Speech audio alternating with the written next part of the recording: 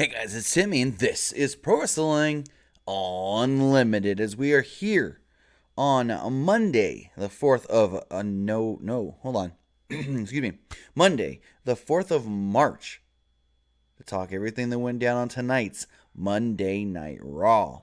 Tonight's Monday Night Raw did come to us from Philadelphia, and I don't know what this Raw was. There was a lot of confusion, a lot of I don't know if they know what they're doing tonight, and a lot of, yeah, this seems on the fly. So with that, again, like I said, it was an interesting show. Looking at everybody in the chat, a lot of you guys want to talk about the Ronda Rousey heel turn thing, and I think we'll just start with that. Usually we run down the whole show, but I've got some stuff to say about the build to this Raw Women's Championship match at WrestleMania, so I think we will start with that here in a moment. But as far as tonight's Raw in a nutshell went, I was talking with somebody, and I want to tell you the exact line that I said to them. I have it written down. So this person tells me, what is this Raw?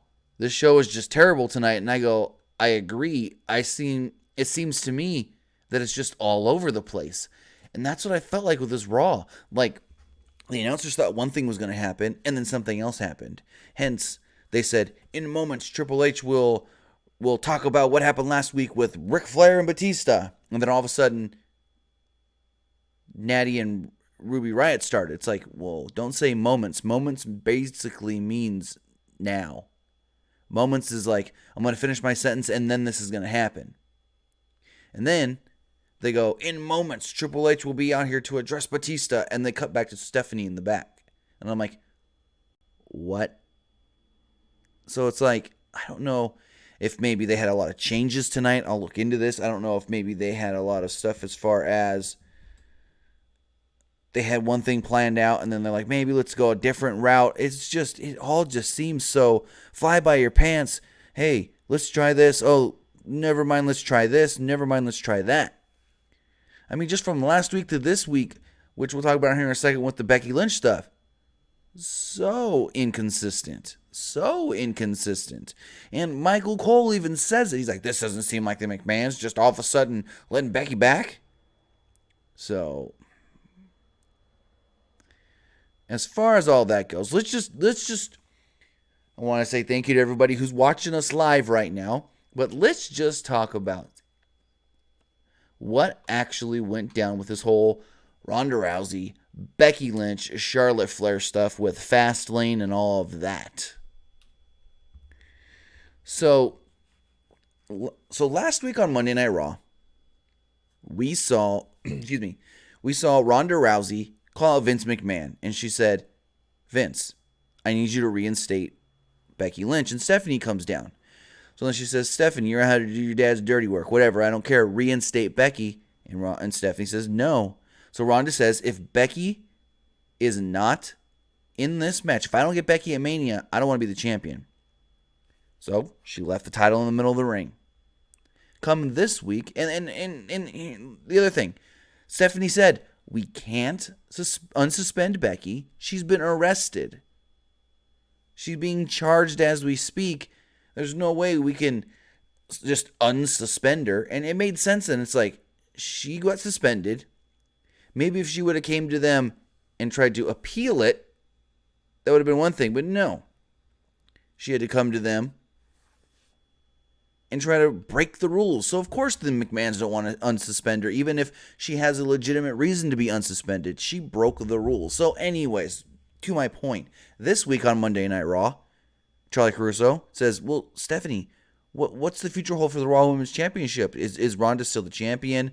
Is the title? What's going on? And Stephanie literally goes, well, first off, Becky's unsuspended. Charges will not be put on her. And I'm like, are you freaking kidding me? You just said last week there's no way you can unsuspend her. That she's being charged. That she's being booked at the jailhouse. You watched her get into the ambulance. And it's like, you were so insistent on she can't be unsuspended last week, but then this week you're like, Oh yeah, screw it. She's not suspended anymore. And she's got a shot to be the champion. Because Stephanie literally said, at Fastlane, Charlotte Flair will face Becky Lynch. The winner will win the vacant Raw Women's Championship. Like, what? Really? So then fast forward to the end of the show. And, excuse me, fast forward to the end of the show. And it's Becky and Charlotte signing their contract for this match. So you think, okay, they both signed, match is set, Raw Women's title on the line, and all of a sudden, here comes Ronda. Here comes old Ronda Rousey. Ronda Rousey comes out to the ring, and she just goes, what are you doing here, Steph? I said I wanted Becky, and now are you giving me Becky? And Stephanie goes, well, you vacated the title. And Ronda literally looks at Stephanie and goes, I didn't vacate nothing. I didn't vacate the title. I told you had a week to make a decision. You've made that decision. Now give me my belt back. And Stephanie kind of looks at her and Ronda's like, give me my title. And my first thought was, if this was any other woman on this roster, Stephanie would have been like, who the hell do you think you are talking to me like that? I'm a McMahon and blah, blah, blah. But no, Ronda Rousey. We're supposed to think the Ronda Rousey character can get away with anything she wants. If that's the case, that she can get away with anything she wants, then why isn't Ronda beating up the entire freaking men's and women's roster? Like, it's just so ass backwards. Because Stephanie just, okay, here's your belt. And it's like, what? You just give in that easily, Stephanie? So Stephanie goes, well, we've already got a match signed. So I'm thinking, okay, the title's still on the line. They signed a contract that said Raw Women's Championship. Or at least Becky said Raw Women's Championship. But, because Becky had to sign a whole harmless agreement. So that way, if she got hurt, it's not on the WWE and this and that. Anyways. She gives Ronda the belt. And she goes, but we're still going to have a match at Fastlane. If Becky can win, then she gets in the Raw Women's title match at WrestleMania. But if Charlotte wins, it's only a singles match. Is that fine with you, Ronda? She literally had to ask Ronda if that was okay. And Ronda just grabs the mic and she says a lot of this weird verbiage. And then she says, damn the man, screw the woo, no more Miss Nice Bitch. Kicks Charlotte in the gut. Charlotte rolls out of the ring and then proceeds to beat the crap out of Becky Lynch. So at Fastlane, it's going to be Becky versus Charlotte. If Becky wins, then it's a triple threat. I've been saying this for months that was the direction they were going to go. So it's like the storyline that they're using to get to this match at WrestleMania is so convoluted and so just mumble jumbo. We can tell that they've changed it 5 times every week. But I feel like with all that considered, how they get there is how they get there, whether it's stupid ass shit or not. This match that we're going to get at WrestleMania, which is 99% going to be the main event, that I mean, from everything I've heard, this is most likely the main event, final match of the night, should be pretty damn good match. But it's just like, the way you're getting here is making people not interested anymore, because it's like from week to week there's no consistency in the storyline. So how is someone supposed to care when one week there's no way we could suspend or unsuspend Ronda or Becky, but then the next week it's like, hey, guess what? Becky's gonna fight for the title, Fastlane. She doesn't have to wait till Mania. It's like, what? Just, it doesn't make sense to me. It really does not make sense to me, this storyline.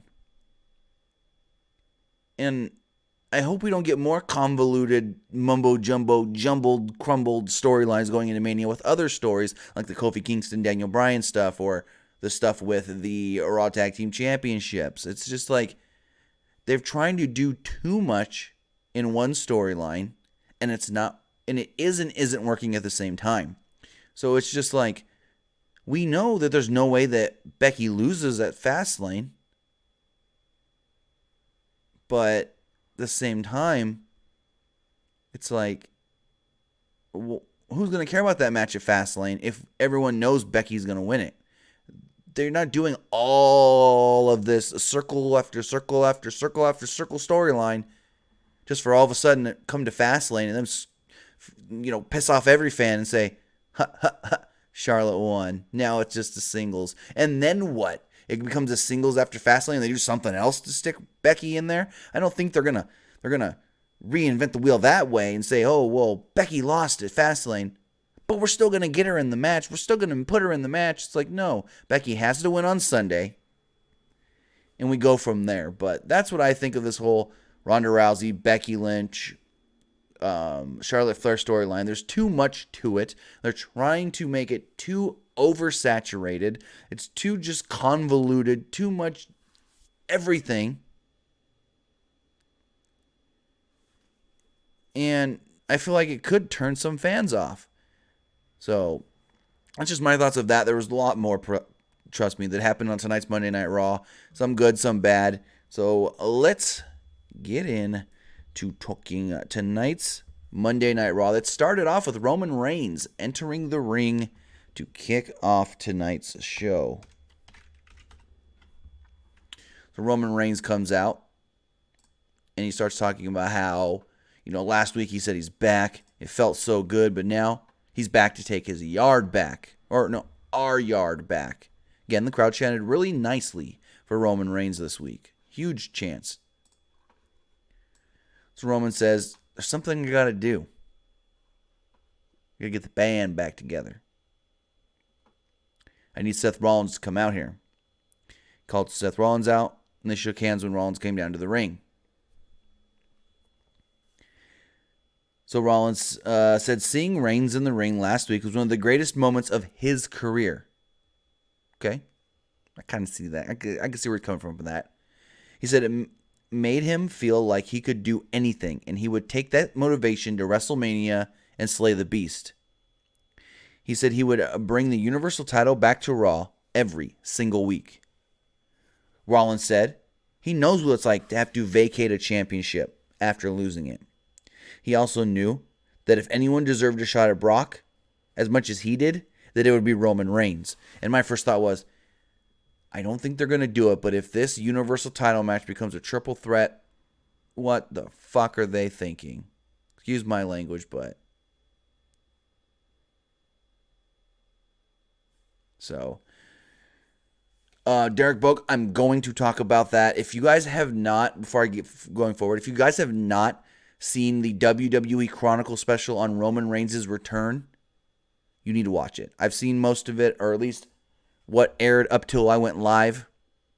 And Roman does talk about what kind of chemo or leukemia he had, what kind of treatment he went through, and the side effects he had from the treatment, and why he was able to come back so quickly. I'm going to talk about all of that once we finish the Raw review, but I see Derek Boak in the chat saying, for everyone who says fake cancer, Roman doesn't cut his hair for 7 years in the WWE, and now he's come back from cancer, and his hair is much shorter now than ever.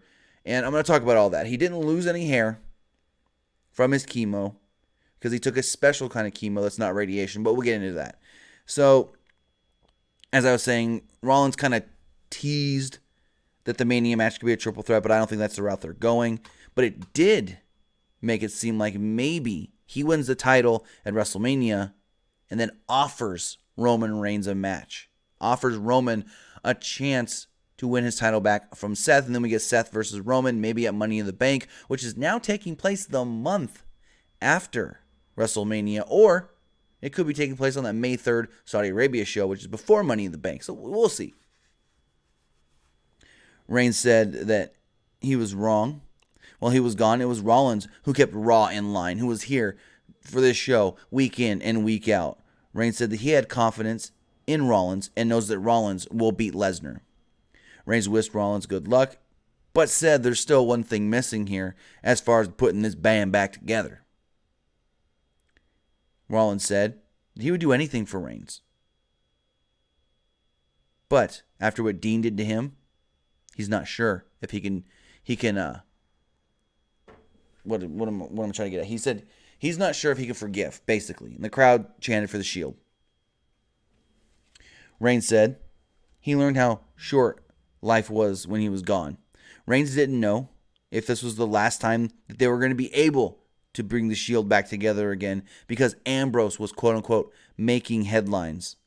And he could be gone, and they don't know the status of his future. So it's like, whew, bringing up that contract stuff. Okay.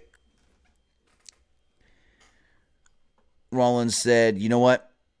I'm going to put that part of my life behind me. Reigns, you're right. Life was too short. Tomorrow's not guaranteed. For you, my brother, I'm in. Reigns said, all we need is that third guy, Ambrose, come out. Ambrose kind of slowly sauntered out on the stage. And he's standing there, got a mic in hand. There's the whole Dean Ambrose mouth fidget thing that we've all come accustomed to seeing. And before he can start saying anything on the mic, Elias comes up from behind and just bashes him with the guitar. Right in the back. And so Elias disappears. Reigns and Rollins walk up the ramp to go check on him. And that's about it for the opening segment of Monday Night Raw. Backstage, Drew McIntyre told Charlie Caruso that he broke the Shield months ago.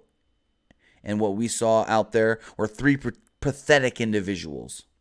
Baron Corbin and Bobby Lashley ran down their opponents tonight. Corbin let us know that the power lies with the three of them. So then, for some weird-ass reason that doesn't make sense for anything, we get Drew McIntyre, Baron Corbin, and Bobby Lashley taking on the team of the Intercontinental Champion Finn Balor, Kurt Angle, and Braun Strowman. So this match went 15 minutes long. 15, folks. Kurt Angle didn't get an entrance. Strowman ran over Corbin on the outside, to which Cole alluded. Braun Strowman says, hashtag get off this truck. The monster train is coming back. And that's, quote, what he said. Let me read it again. And I quote from Michael Cole. Braun Strowman says, hashtag get off the tracks. The monster train is coming through. Wow. The monster train is coming through. Hashtag get off the tracks. Okay, folks. Because that's something somebody actually says. So, Balor hits a flip dive. About to go for another one when Lio Rush trips him. Right in front of the referee. Rush timed this perfectly, though, so the referee actually didn't see it. He wasn't even that close to Balor. And Balor ran towards him. But Rush darted in and caused his leg to hit the ropes just in time. After a commercial break, the heels worked over Balor. Angle got the hot tag and hit McIntyre with triple Germans. Lashley jumped in when Angle went for an ankle lock. So Angle gave him a German. McIntyre then cut off Angle with a headlock. A little bit later, back into the ring, Lashley speared Balor with a huge spear. Like, I thought he went through Finn Balor, and Bobby Lashley would then go on to pin the Intercontinental Champion. Afterwards, the heels beat up Balor and Angle. They drove Angle into the steps. Oh, and I forgot to mention, Braun was knocked out because he did his whole run around the ring. He looked like he was going to shoulder tackle Lashley, but instead, Lashley moved out of the way, and he basically mowed over little child Lio Rush through the barricade. So the heels after the match beat down Balor and Angle. They drove Angle into the steel steps. They gave Balor a chokeslam on the steps. McIntyre gave Balor a Claymore kick before a chokeslam. So they had this six-man tag where Bobby Lashley pins the Intercontinental Champion. So you think, okay, maybe at Fastlane, Bobby Lashley versus Finn for the Intercontinental Championship? Nope. Because Lashley's in a six-man against a Shield. Are you... Half the shit they did tonight makes no sense. Whatsoever. And then, the end of the show seemed like they were stalling for 4 minutes. So moving forward. Charlie Caruso interviews Heavy Machinery. She said not everyone on Raw was happy to have them there. She showed footage from earlier of the Ascension complaining to Zack Ryder and Kurt Hawkins and the B Team about the new NXT guys and getting so many chances, especially Heavy Machinery. What chances did they get? They were in a number one contenders 4-way match on SmackDown. Cool. They made some bad jokes at Otis's expense. They cut back to Otis, who literally said, and I quote, "I'm sensitive. That hurt my feelings." Tucker said he would find the McMahons and make this right, because they would learn that Otis hurts those who hurt his feelings. So then we get Natalya versus Ruby Riott. And so Natalya comes out and they go, Natalya and Ruby Riott, they feel like they still have some unfinished business from their tag team match last week when Becky Lynch broke it all up. And then Michael Cole goes, and in moments, Triple H, he's going to address the issues with Batista and Ric Flair from last week's Raw. Now, like I said earlier, in moments means next. It means basically right now. It means I'm going to finish what I'm saying and then that's going to happen. We go to commercial. We come back. There's a match that hadn't even started yet. Natalya applied the sharpshooter. Ruby failed to get to the ropes, but managed to counter into a small package.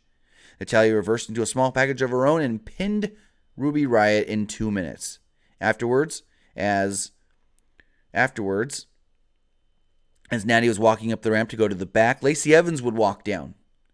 Lacey Evans walks down to the ring, and Mike Rome literally goes, "Ladies and gentlemen, the sassy Southern Belle, Lacey Evans." And then she leaves. And Natty's like, "What was that?" And Michael Cole is like, "That's Lacey Evans. That's the woman of the WWE and this and that." And Corey Graves trying to talk about how great she is. How great she is at what? Wearing that big-ass hat on her head and not letting it fall off? I don't even know. So Stephanie was greeted backstage by Michael Chi, I think that's how you say it, and Colin Jost from SNL. Stephanie said that you guys are going to be special correspondents at WrestleMania. She gave a Philly shout out, and Joyce mentioned, or first she said it's great to be here in Philadelphia, and he pauses, and let the fans cheer, and she goes, "Haha, you've learned from Mick Foley." And then Joyce puts on a hat and goes, "And WrestleMania is going to be in the greatest city of all, New York." He puts on a Mets hat and gets boos. Stephanie kind of looks at him like, "Good job, guy." Give me 1 second, guys. Let me fix my microphone. All right, so you guys, sorry for that. She basically like, "Good job." Yeah, I butchered their names because I don't watch SNL. I don't know who these guys are. I know they do some skit called The Weekend Update, but I literally do not watch SNL, so I've never even heard of these guys before. Stephanie then basically warned Jost not to rub the wrestlers the wrong way. Jost said he wrestled in high school and could handle himself. She said, let him out of the room, and Josh suggested they should get some pizza in Philly. Oh, L. Shards, I grew up watching Kenan Thompson. Of course, Kenan Thompson's great. He's just great. So then Triple H comes out and cuts one of the best promos in a very long time, but he added realism to it, but may have added just a bit too much. So Triple H finally, many moments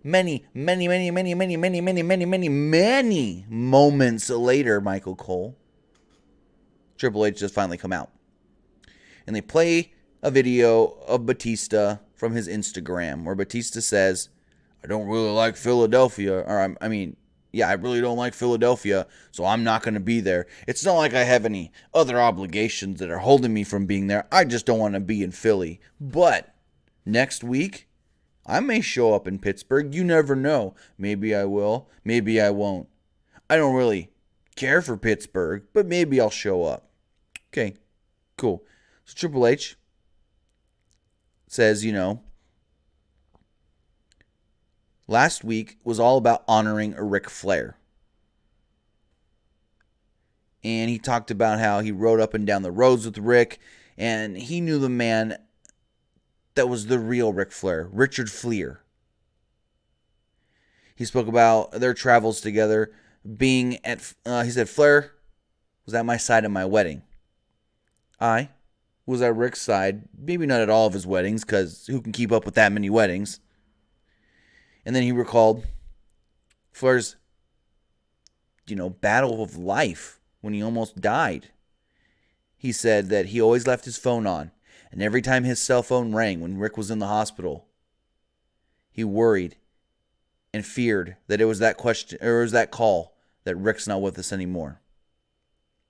He said every time he answered his phone, he just hoped that it wasn't bad news. And for Batista to do what he did last week, he said that was a lame act. He said also, for Batista to not be out here because he, quote unquote, doesn't like the city that they're in, because he thinks they're going to boo him, is also lame. Triple H told Batista, have some balls. He said, I'll go to Batista's home if he wanted to, or Batista can come to mine. He said this wasn't something that we're just trying to sell on the marquee, Triple H versus Batista, because, I know that name. He said when Batista looks into his eyes, he isn't seeing the character Triple H. He's seeing the man. Triple H fired up and said if Dave wanted his attention, well, he's got it now. He then said, I don't care if I have to come to him, a movie set, wherever he's at. It doesn't matter. I will meet up with him. He said if he wants to show up next week, we'll go face to face.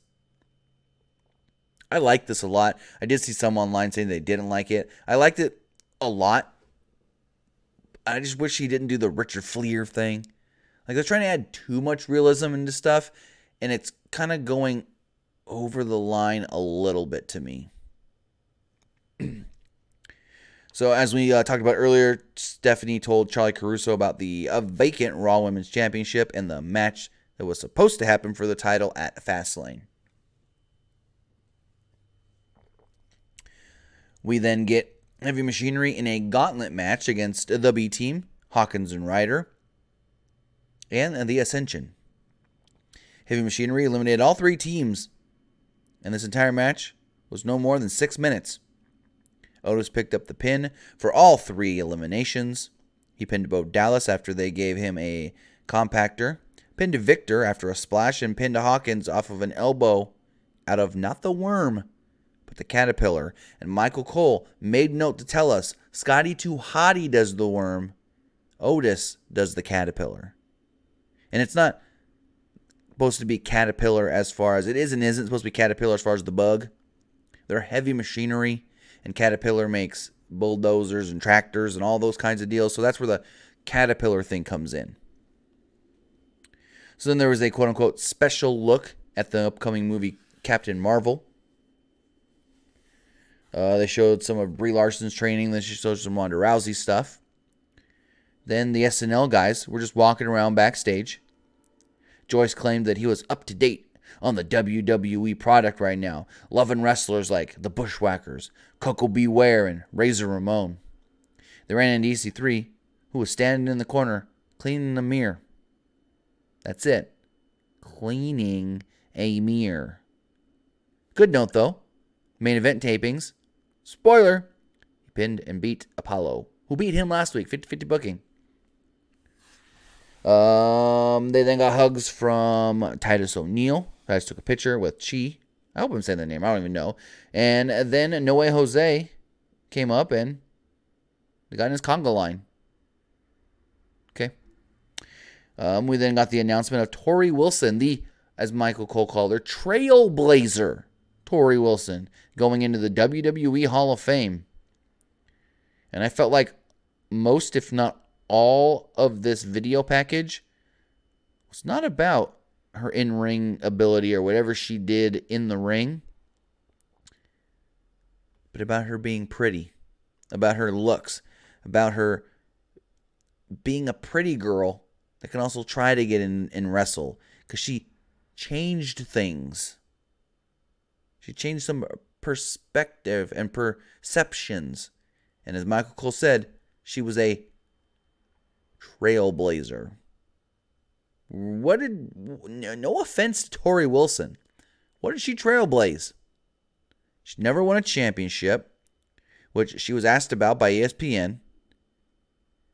I don't even know if she had more than a handful of championship opportunities.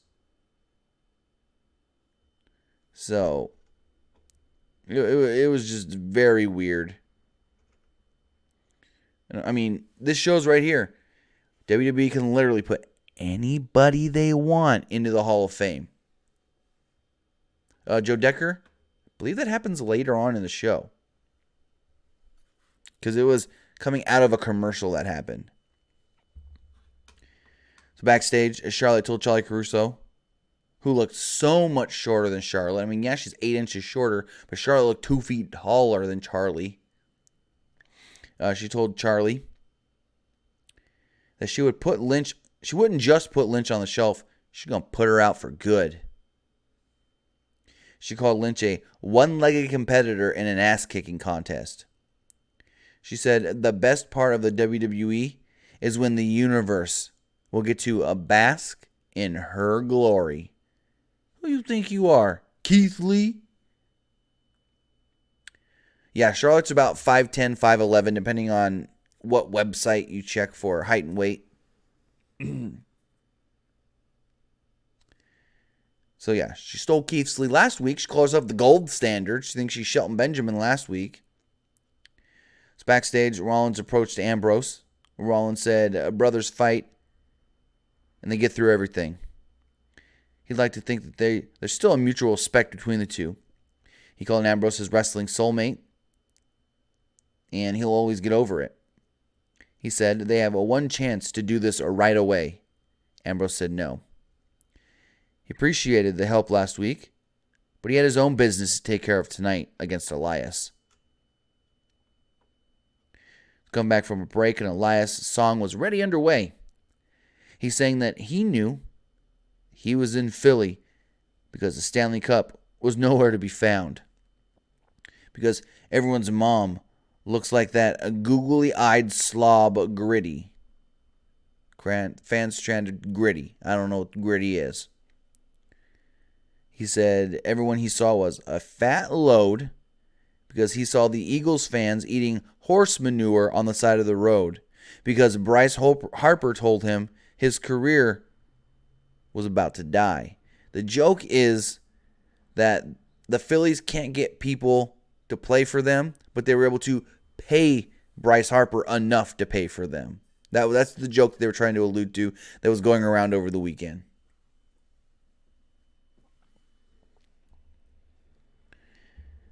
So finally, Ambrose comes out and we get an 8-minute match. Ambrose made a comeback and had a swinging neckbreaker early. However, he came off the top rope and Elias caught him with a huge knee and followed it up with a drift away or the pin. Again, I said this match went 8 minutes. It felt like 4. After Elias left, they cut his music and focused on Ambrose. Reigns and Rollins walked down, and then they went to commercial. After the break, Reigns and Rollins entered the ring and reasoned with Ambrose, trying to get him to reform the Shield. Ambrose shoved them aside, left the ring, and started walking up the steps through the crowd. This is when Corbin's music would hit. Corbin came out with McIntyre and Bobby Lashley. They mocked the Shield. They said McIntyre was doing most of the talking here. He said that they considered offering them an epic 6-man match at Fastlane, but instead, they would just beat him up now. Heels ran into the ring, started attacking Reigns and Rollins. Cameras kept cutting back to Ambrose, who was in the crowd. Ambrose looked very perplexed, and they go back to the ring and they'd show Rollins and Reigns kind of having the upper hand and then getting beat down again. And then finally, Ambrose just is like, fuck it, in the crowd, and runs down. And all of a sudden, because he's down there now, not like these guys were just getting their asses beat, he's down there, helps clear house. He helps clear house. They get all the heels out of there. And then Rollins and Reigns do the fist bump, the Shield fist bump in the middle of the ring. And then you've got Dean Ambrose doing his wacky lunatic pacing. And pacing and pacing and pacing and pacing. And finally, from behind, he throws that fist bump in. Shield back together. Crowd popped. They then announced that at Fastlane, it is official, the Shield taking on the team of Baron Corbin, Drew McIntyre, and Bobby Lashley in a 6-man tag. Now, remember, late last week, it was being advertised as a handicap match. So Ambrose is in there. It's 6-man. It's cool. So during Sasha Banks' entrance for the next match, Michael Cole said the Shield reunion was significant because Dean Ambrose has decided to not renew his contract.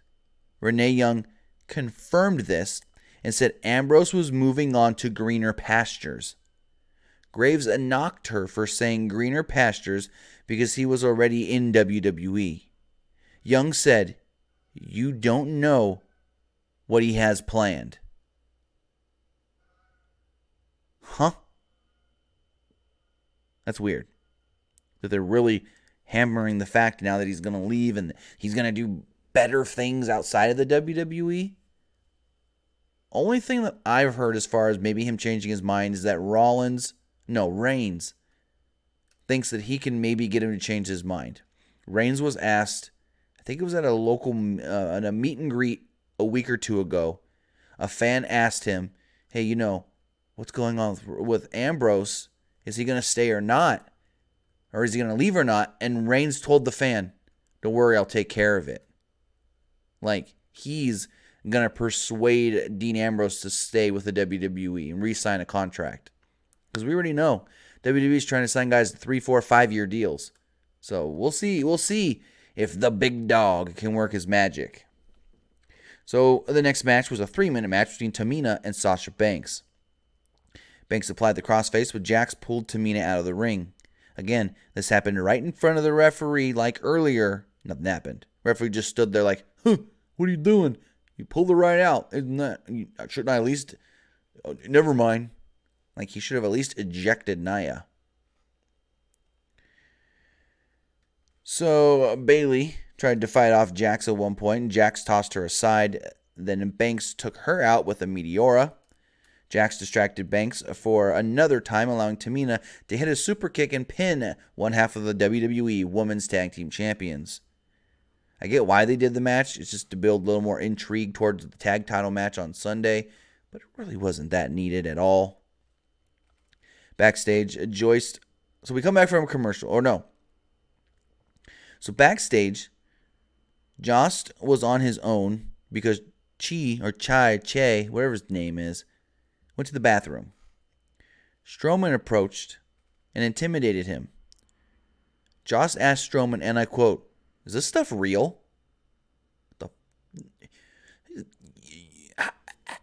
How are you going to script a line for some random celebrity guy to ask one of the wrestlers, is what you do real? Really? That's just, with all the stuff that went on over the weekend with the Ronda fake shit on Twitter, that was something they should not have put in there. Strowman grabbed him by the throat, hoisted him up off his feet, and they go to commercial. 3 minutes later, they come back from commercial, and the guy's still up there. Still choking him. Still alive. If a man of any caliber was choking another man for that long with any kind of strength behind it, he'd be dead. He'd be dead. So they get him to let go, and Strowman warned them that he would be at WrestleMania. What? Are we getting Strowman in a partner versus the SNL guys? I sure goddamn hope not. But again, what else are they going to do with Braun at WrestleMania? Don't tell me it's going to be Braun and his best friend Nicholas taking on these two celebrity goofs. So let me get four the Raw Tag Team Championships. The Revival versus Ricochet and Aleister Black. Match goes almost 7 minutes long. Before the match, Black and Ricochet cut a generic promo. Black included the line, "Let's not talk about words. Let's talk about actions." When they came out, there was a small NXT chant. Before the match started, Gable and Rude walked out, and they went to commercial 90 seconds into this title match. And keep in mind, unlike SmackDown, they don't do the side-by-side for commercials on Raw, which that would have been perfect for this match, which since it was a title match, and we only saw 90 seconds of it before they went to commercial. So Ricochet made a hot tag when they came back from commercial. Ran wild on both opponents.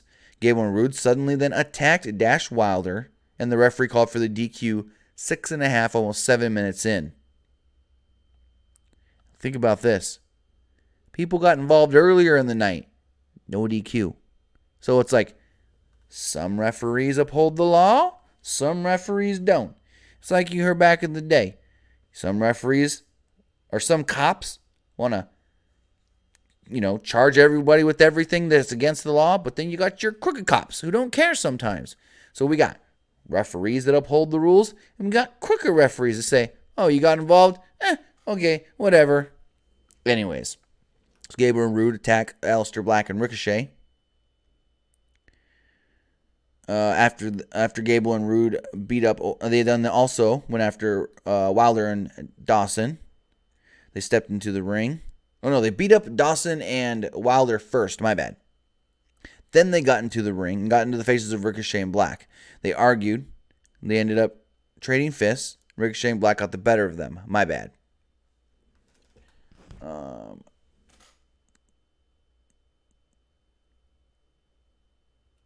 Anyways, sorry, I was reading something in the chat that did not make any sense to me. Steve Emblem says, he said, "Red Shoes in New Japan uses selective discretion. Marty Asami will DQ anybody." Very true. Basically what I was trying to allude at. You got your, sometimes I just don't give a fuck Red Shoes. But then Marty Asami's like, "No, that's the rules. It's going to be you're going to follow them, motherfucker."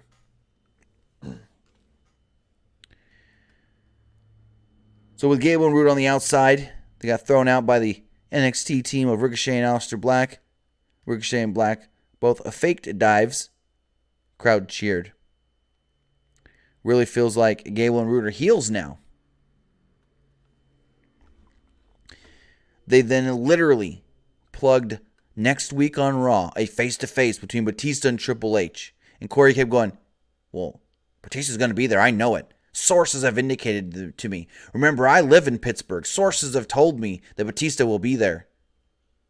What fucking sources do you have right now that's in Pittsburgh that said Batista will be here? What, Batista just randomly call one of your buddies in Pittsburgh and say, "Hey, look, Corey Graves know I'm going to be there next week"? What? He said 2 sources in Pittsburgh told him that. Shut the hell. I hate Corey Graves and his, and my investigative journalism. What investigative journalism? You're a guy that had too many concussions and had to be turned into an announcer that now is not that great of an announcer because the WWE have screwed you up. So let me get the main event segment, which we already talked about.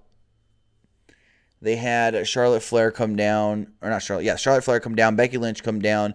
Stephanie announced that they would fight for the vacant championship. Becky signed a deal stating, "Yes, I'm not 100% cleared, but I still want the match, and if anything happens, I can't sue." Then Ronda came out, said this is all bullshit. She wants her title back. Stephanie gave her title back.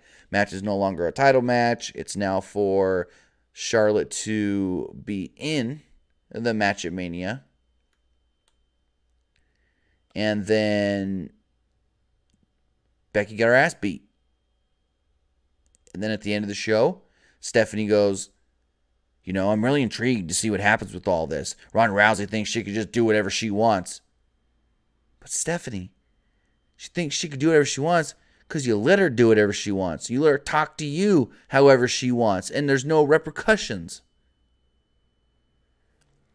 Basically, Stephanie goes, at WrestleMania, whether this is a triple threat match or it's only a singles match, I think this will be really, really great. And I felt like the last 3 or 4 minutes, they were stalling for time to go to the top of the hour. And I think to me, the Stephanie thing with Charlie Caruso and Gorilla seemed a little off the cuff.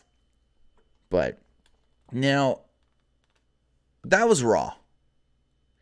But now I want to talk about Roman Reigns here for a minute. I want to Google something from what Roman Reigns said. So, if you have not watched it yet, Roman Reigns, they filmed his return to the WWE. They filmed it. They did a WWE Chronicle. It's on the WWE Network. It aired immediately following Raw. And he talked about what kind of leukemia he had and the treatment he went through.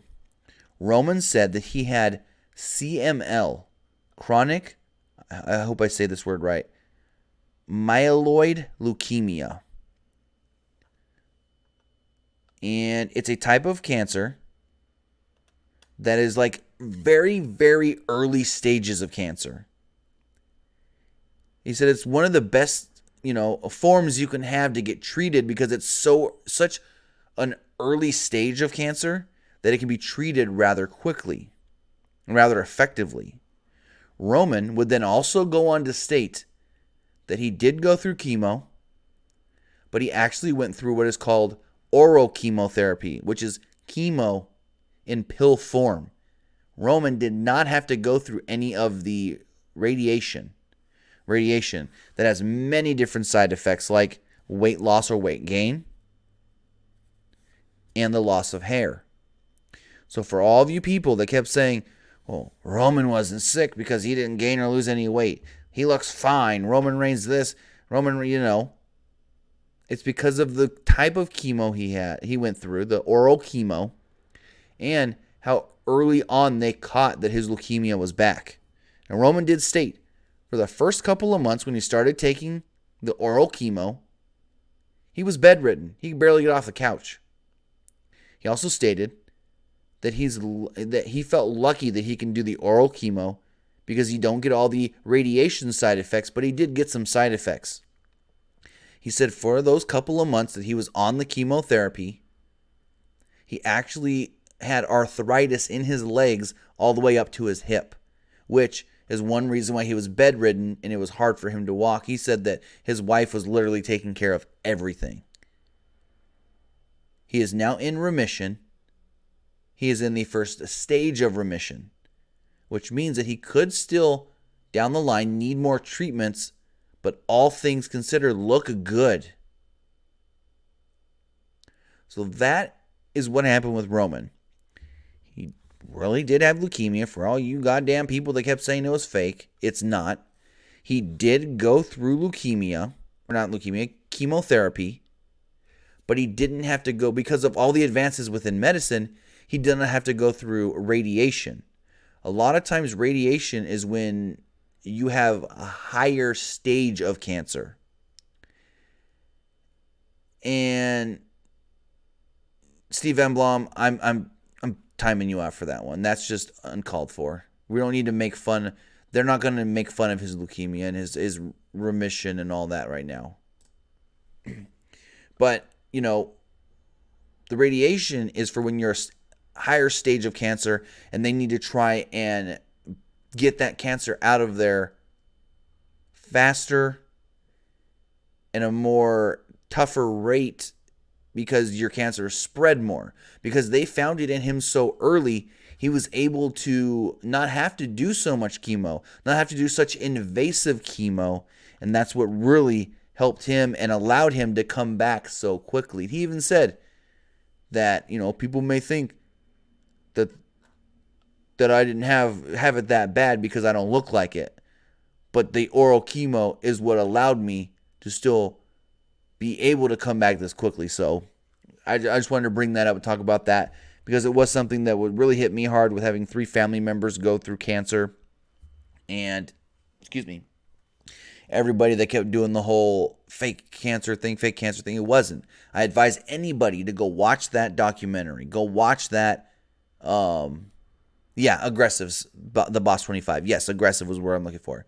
But I advise anybody to go watch it. It's great. I watched most of it until I went live here.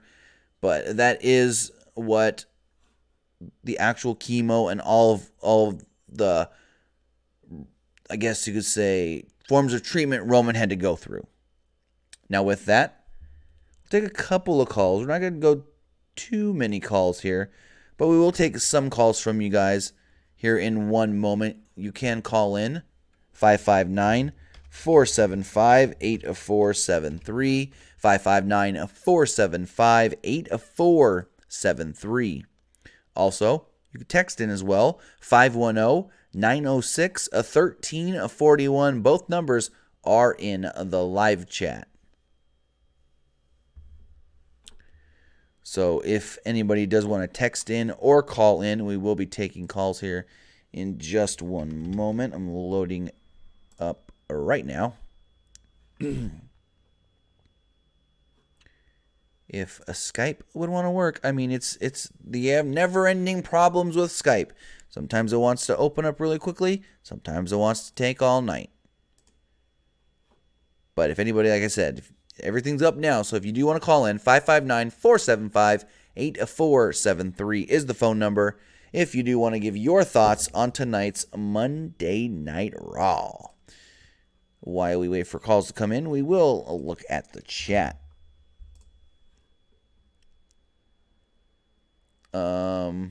Just reading around here. A lot of you guys are saying that you like the new heel version of Ronda Rousey. A lot of you are saying that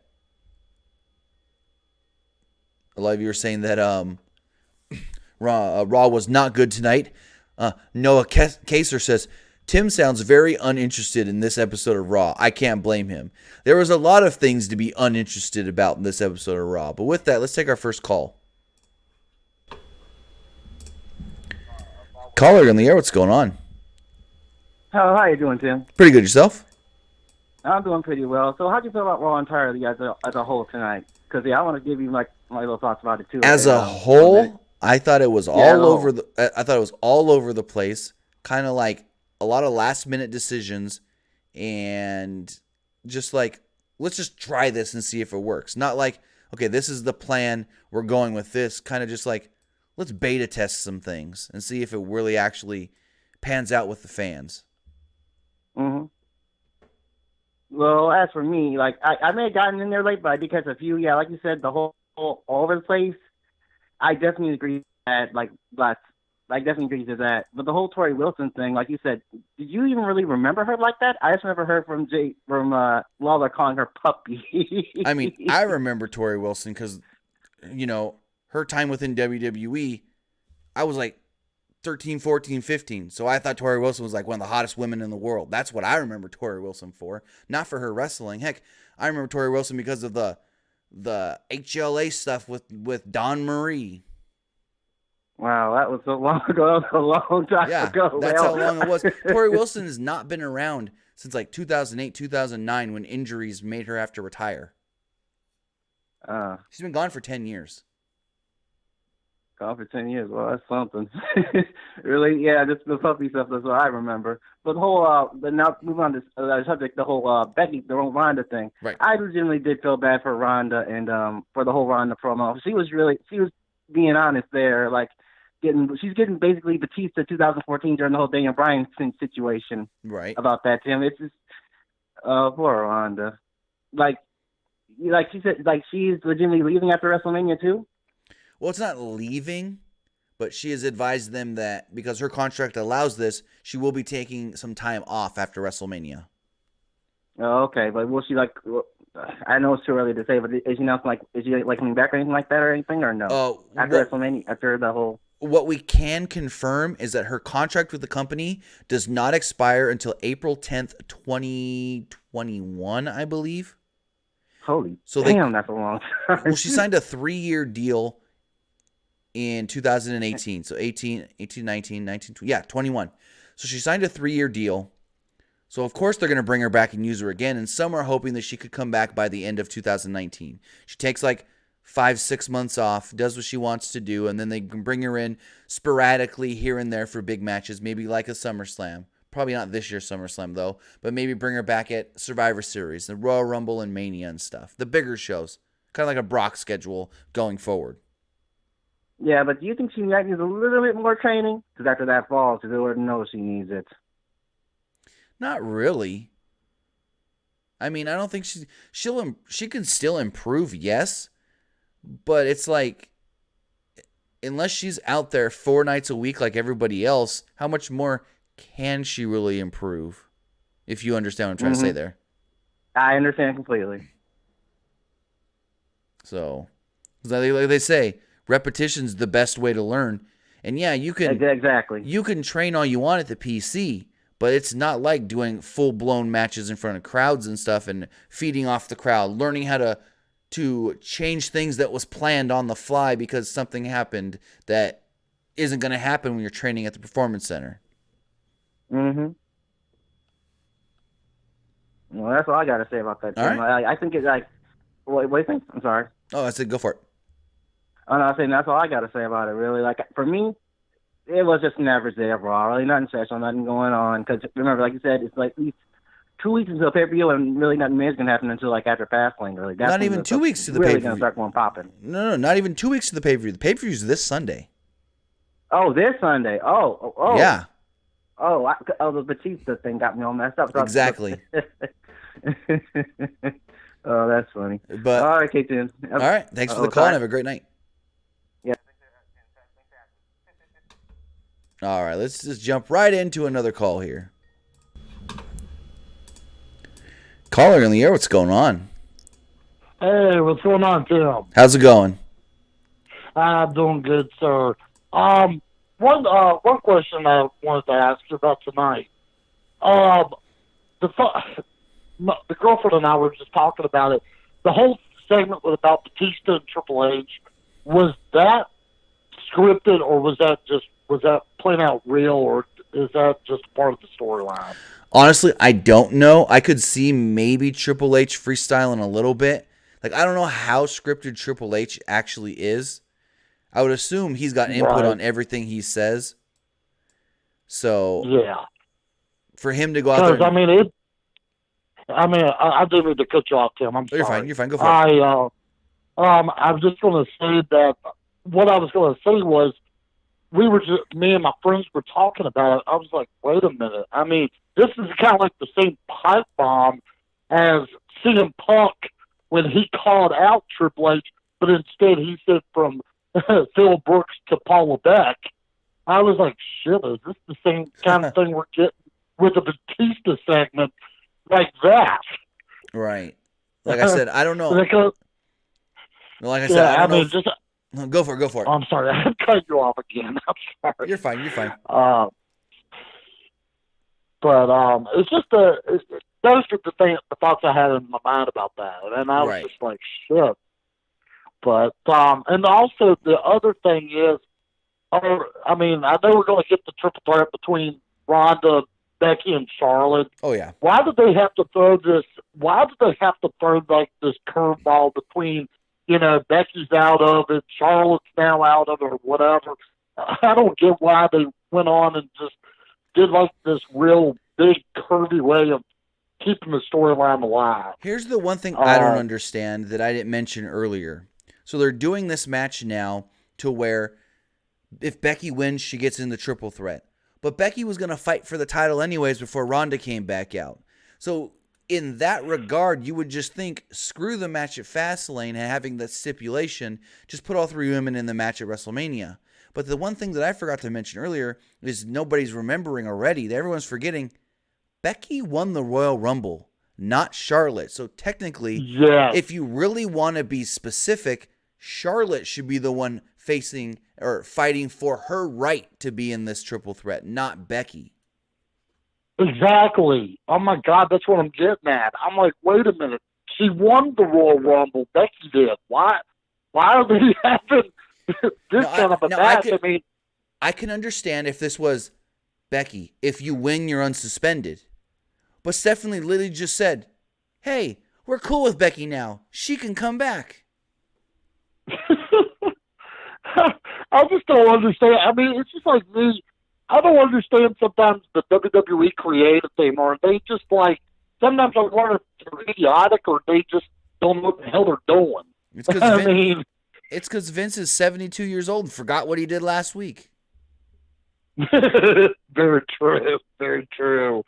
And it's just, sometimes it makes me very angry because, and also the whole deal with Corbin and Lashley and Drew McIntyre, I'm trying to figure out what they're doing with that, and why is not Drew McIntyre, but Baron Corbin, why is he still dressing up like he's like a bouncer at Nacho Alegre?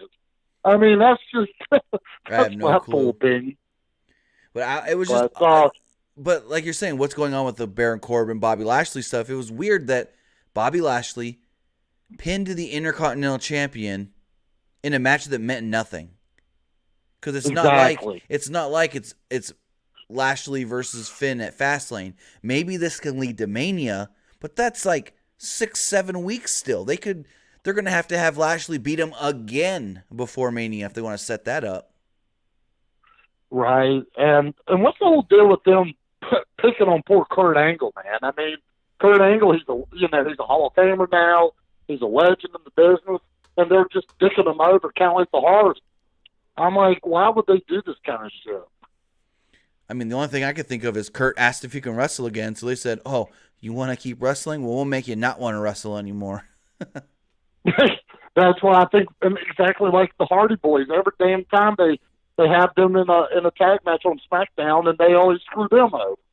I mean, it just and I'm a diehard Hardy Boys fan, and it pisses my ass off all the time, you know. Right. And but anyways, yeah, those were the things I wanted to ask you about. But and also, how's Nick doing? Is Nick doing all right? Who? Nick. Oh yeah, he's good.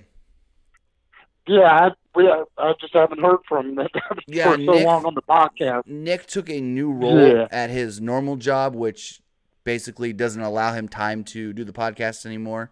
So, man. it was more of, is he going to keep doing the podcast and not make any money from that, or take a manager position at his job and make significantly more money?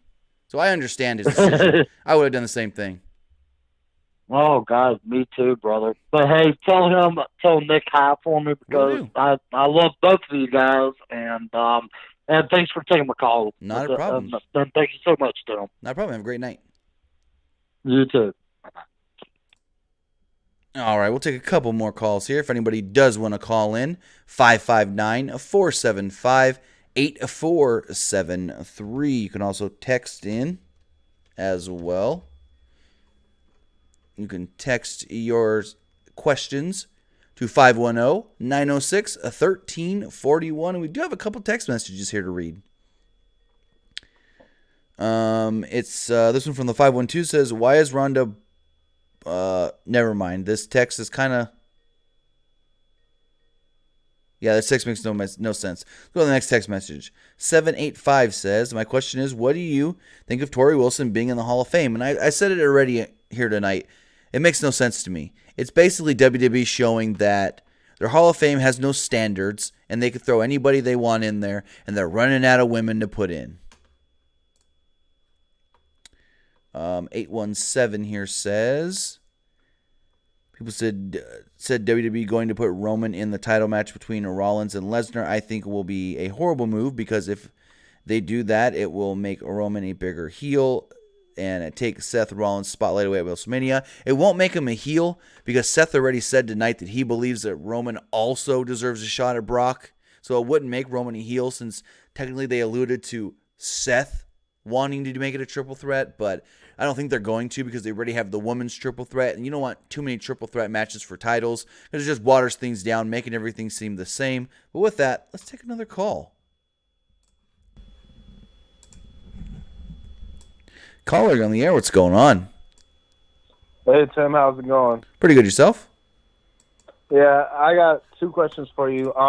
Today I was watching Raw, or tonight, and what really dawned on me is how good Triple H is on the microphone. So I was going through the list of wrestlers who I got ranked as microphone masters, guys that are great on the microphone. But my thing is, they're great on the microphone with or without their gimmick. They could sell on anything. They could get at people. They could kind of burn them. They really do a great job. And to me personally, I didn't grow up in the 80s and, 70s. So to me, I kind of put Hunter up there as top 10. Top 5 is tough, but for me, top 10. Where do you put Triple H as a microphone master on your list? Probably in the top 5. Probably top 5. Who's your top 5? Like Jericho, Rock? My top 5 would probably be Ric Flair. Okay. Stone Cold Steve Austin. And this is in no specific order.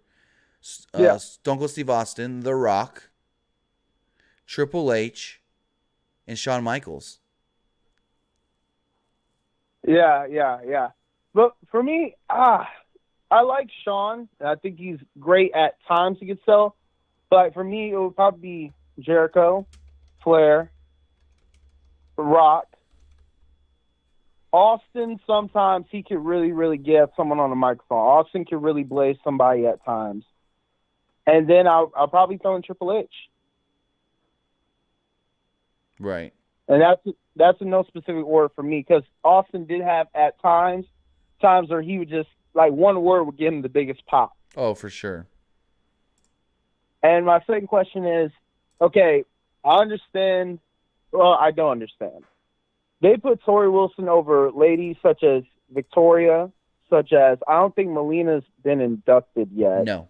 And even Mickie James. Why on earth will they put her over Mickie James, Melina, or Victoria? Because I really think if we want to go here and sit and pick a woman who's been a part of the women's wrestling era, was part of the Divas era, and was hanging with Lita and Trish, people really slept on how good Victoria was in the ring. To me personally, for sure, I think she should have been picked over Tori if we're going to put a woman in that era into a Hall of Fame. Yes. So would you put her over Tori? I'd put a lot of people over Tori. Like, to be honest, not trying to be rude or anything, but the most significant thing that most people remember Tori Wilson for in WWE was they got her on the cover of Playboy twice. And her countless times that she was like the most cutest woman on WWE Magazine. Like, somebody said, Tori in her prime was dope. Yeah, she was dope in her prime on WWE Magazine. She looked really good, but in that ring, hell no. Yeah. So. Yeah. I don't understand it.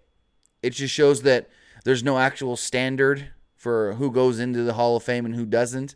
It's just more like, okay, who do we want to put in this year that may shock somebody? And she may be that shock entry. Okay, well, bonus question on top of that. Since we are talking about, like, it doesn't really, like, matter now who it is, do you feel like entrances like Tori Wilson are going to diminish the, diminish the quality of being inducted into the WWE Hall of Fame? Like, it used to be such a high honor back in 2006 with, like, Brett, and you had Hogan. Now we're entering Tori. Do you feel like this kind of brings down the hierarchy, like brings down the feeling of, oh, this is such a high accomplishment when you have, like, people like Tori being inducted ahead of people like Victoria, Melina, and Mickie? I feel like that's already happened. We got Coco Beware in the Hall of Fame. Yeah. God, man, what are they doing? I don't know. They want to sell some Tori Wilson T-shirts. That's what it is. Well, the thing about it is they're PG now. Like, how can you sell Tori Wilson without showing, like, her chest or, like, something sexual about her? How can you sell it? Because this is like bra and panties matches. When SmackDown, when she was on SmackDown, a lot of the stuff she was doing was they'd line all the girls up and they'd strip out of their robes and do a little sexy dance, and then the fans would get to cheer for who they thought did the best dance, and that's your winner. Yeah. Her biggest moment in her career was her WrestleMania match where she was in, like, bra and panties, and she was caught spanking a girl in like a pin position. Right. It Just her. was her and Sable taking on the team of Stacy Keibler and Jackie Gata. WrestleMania 20. Yeah. God, what happened to Jackie? Lord Jesus. She just Okay. retired. Married Charlie Haas and retired. Yeah. Well, But- man, that's all I wanted to say. All right. Thank you for your time, man. Thanks for the call and have a great night. All right, you too. All right. So, I mean, to his call, does putting Tori Wilson diminish what it means to be in the WWE Hall of Fame? And to be honest, I felt they've already done that. Because they've got people in here that have really done nothing in the WWE. Like I said, we've got Coco Beware in the WWE Hall of Fame. Can anybody name one big thing that Coco Beware did that's Hall of Fame worthy? Like, if I looked up Coco Beware's accomplishments right now, I can tell you that Coco Beware in the WWE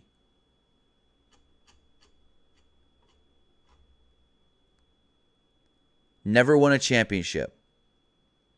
Never won anything of significance. Yet, he's a Hall of Famer.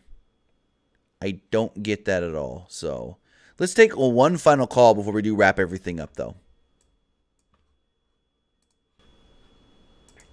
Caller, you're on the air. What's going on? Hello, Tim. How are you this evening? Pretty good. Yourself? Yeah, I'm doing very well. Last week's Monday Night Raw was actually the best Monday Night Raw probably in a long time, when they had the return of Roman Reigns and the shocking return of Batista. That shocked everyone. At the end of Monday Night Raw, when Batista came out, it would be like, oh my God, that came out of nowhere, though. It was like unbelievable. Right. So, that Tori Wilson thing, yeah, it was pretty pathetic. You know what? They should have had one more person. That last call should have said, what about Molly Holly? She was actually a very good, underrated wrestler. You forgot about that. That name did come to mind really quickly. That I did forget to say it, though. Yes. Molly Holly was the one that actually was very good during the whole Attitude Era and throughout the mid-2000s. I mean, if they're looking for a girl that was in both WCW and WWE, Molly was in both. Yes, that was very true, but I guess the higher-ups would say, we'll probably put her maybe next year. We'll just say, let's get Tori Wilson. They probably did like a who's who. They probably put a name out of a hat or something. It was like, okay, Seems like Tori it. Wilson is in there. But the thing is, next thing you know, okay, Coco Beware, then Tori Wilson. What's next? The guy who plays Zeus in the Friday movies? Is he going to be next on the list for next year's WrestleMania? Throw him in that. For Hall of Fame? Well, they could, because they could throw him in that celebrity wing that we've always known doesn't matter. Yeah, I was like, I think it's gonna. I think it's diminishing a little bit, but not a lot. I'm gonna get a lot of flack for this at the comment section, but it's diminishing just a little bit, not a lot, but a little bit at a time. But it's like, we'll just play by ear. Right. Oh, and also, here's a fantasy booking. Let's just say if the Shield united, I know they united tonight, but let's just say if they bring two more special guests. Let's just say if they bring in Finn Balor and Braun Strowman, it'd be a 10-man, 5-on-5 tag team match at Fastlane. You get the Shield and Braun Strowman and Finn Balor taking on Bobby Lashley, Lio Rush, Elias, Drew McIntyre, and Baron Corbin. You got a 5-on-5 match, an elimination. Okay. You think that would be like a really good thing? I don't see why they wouldn't do that. You've already established that, Bobby Lashley pinned Finn Balor tonight, so now Balor may want a little revenge at Lashley. I mean, he may want to revenge all three of those guys since he faced them all tonight. It's just like doing that 6-man that they did tonight made no sense to me, because you're supposed to be building for your next pay-per-view, which is in 6 days, and that match did not build to anything on this upcoming pay-per-view. Monday Night Raw was not pretty good tonight. It was No. just like all over the place. Exactly. It wasn't very good. And here's the thing. Let's just switch it from WWE now to AEW. I have a feeling that if AEW will sell out Madison Square Garden probably next year, imagine if the ticket sales, it would sell out like crazy. Now, here's my question though: when would they run Madison Square Garden? Just a random show throughout the year? No, like probably like if they're gonna show like probably during the summertime, like Right. in New York, like a huge in summertime. You talk about June, July, or August, but if it's June or July, because there's a lot of visitors coming from all over the world to visit New York during the summertime. It's the revenue is big. But imagine that if they do it at Madison Square Garden, probably in July, like after 4th of July weekend or before 4th of July weekend. Here's an idea for you. WWE is going to be in Toronto for SummerSlam, so maybe they can. I don't know how easy this would be for people to travel from Toronto to New York, but they can do a SummerSlam weekend or something. That'd be a very interesting thing. Imagine that if they would have done it, if they do the Madison Square Garden show in August for AEW, like Summertime Beatdown or whatever the name it is, or Risk It At All or whatever the name it is for Right. AEW, and then imagine that a week later in Toronto. Imagine that, or if they do the shows maybe a week apart or maybe at the same time in different locations like New York and Toronto. Because I looked it up here. It's about an 8-hour drive from Toronto to New York.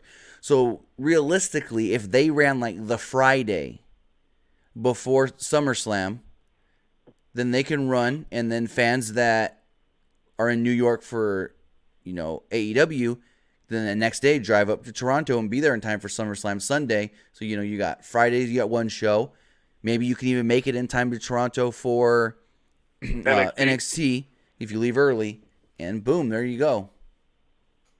Yeah, that'd be a very interesting thing, and probably in the summertime, or probably or possible near future. But also, for the AEW for the TV for the TV rights, right, for their Tuesday night Dynamite, they can't put it on TNT because TNT now they're doing basketball and during the fall season, so they can't do that. So they're showing basketball on Tuesdays and Thursday nights, so they can't do that. AEW cannot be shown on TNT, but possibly if they show it on TBS, that'd be a really good thing. That'd be a really good time slot. And I mean, I